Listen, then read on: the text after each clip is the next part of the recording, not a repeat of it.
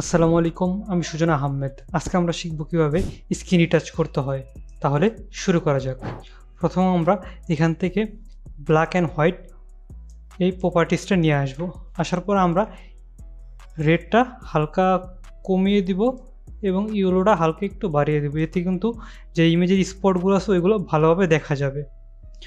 তো আমি রেডটা কমাইতেছি, এই যে আমার যে স্পটগুলো সবগুলো কিন্তু দেখা যাইতেছে। আমি ইয়েলোটা একটু বাড়িয়ে দিই, দিয়ে আমরা এটাতে কেটে দিই এখান থেকে। তারপর আমরা কন্ট্রোল জে দিয়ে একটা লেয়ার কপি করে নিব। তারপর আমরা চলে যাব টুলবারে এসে আমরা হিলিং ব্রাশ টুল নিব। আমরা অনেকেই স্পট হিলিং ব্রাশ টুল দিয়ে করে, ওটা করলে ইমেজটা হালকা ব্লার হয়, এই জন্য আমরা হিলিং ব্রাশ টুল দিয়ে করবো কাজ। তো এখান থেকে হিলিং ব্রাশ টুল সিলেক্ট করার পর আমরা এখানে ইউজ লেজেসি এই অপশনটা টিক করে দিব। তো আমরা অলটা চেপে ধরে মাউসের রাইট বাটনে ক্লিক করে টুলটা বড় ছোটো করতে পারবো, বা মাউসের রাইট বাটনে ক্লিক করে সাইজ বড় ছোটো করতে পারবো এবং আমাদের হার্ডনেসটা 0-তে রাখবো, তাহলে স্মুথলি রিটাচ হবে। তো আমাদের যে বড় বড় স্পটগুলো আছে ওইগুলো আমরা এখন সুন্দরভাবে ম্যানুয়ালি রিটাচ করে নিব। প্রথমে আমরা অলটা চেপে ধরে ভালো জায়গা থেকে সোর্স দেবো এবং খারাপ জায়গার উপরে পেস্ট করব। তো এইভাবেই পুরো ইমেজের সকল স্পটগুলো রিমুভ করব আমরা।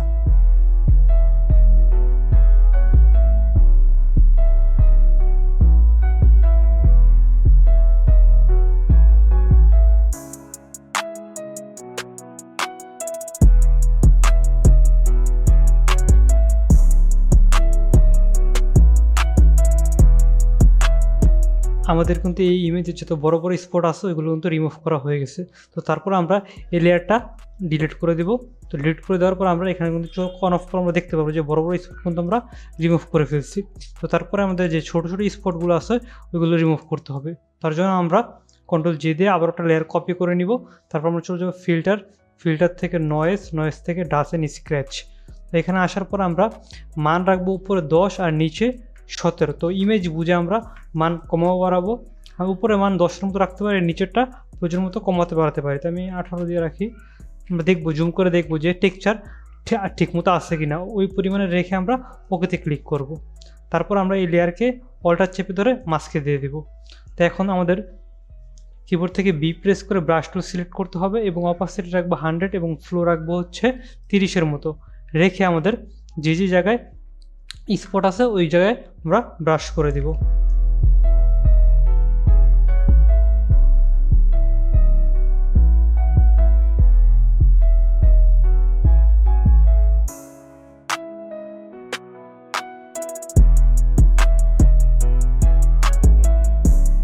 আমরা কিন্তু ডাস্ট অ্যান্ড স্ক্র্যাচটা যে জায়গায় প্রয়োজন ওই জায়গায় আমরা ব্যবহার করছি, এতে করে কিন্তু অনেক স্পটই রিমুভ হয়ে গেছে। তারপর আমরা মাস্কটা সিলেক্ট করে মাউসের রাইট বাটনে ক্লিক করে অ্যাপ্লাই লেয়ার মাস্ক করে দিব এবং এই লেয়ারটা নিচের লেয়ারের সাথে কন্ট্রোল ই দিয়ে মার্চ করে দিব। তো মার্চ করে দেওয়ার পর আমরা হাইপাস ইউজ করব। তার জন্য আমরা কন্ট্রোল জে দিয়ে আবারও একটা লেয়ার কপি করে নিলাম। তারপর আমরা কন্ট্রোল আই দিয়ে ইনভার্স করে নিব।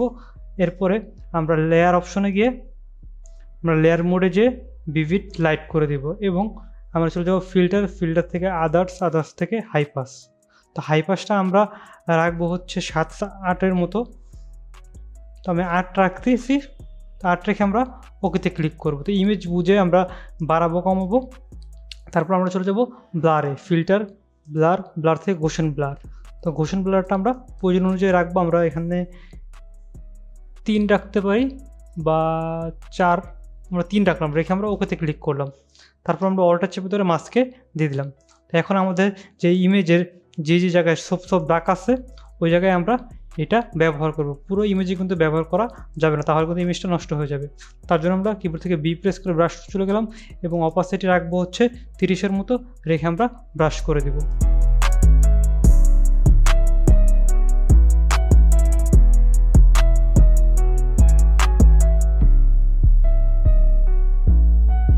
আমাদের কিন্তু হাইপাস ইউজ করা হয়ে গেছে। তারপর আমরা মাস্কটাকে সিলেক্ট করে মাউসের রাইট বাটন ক্লিক করে অ্যাপ্লাই লেয়ার মাস্ক করে কন্ট্রোল ই দিয়ে মার্চ করে দিব।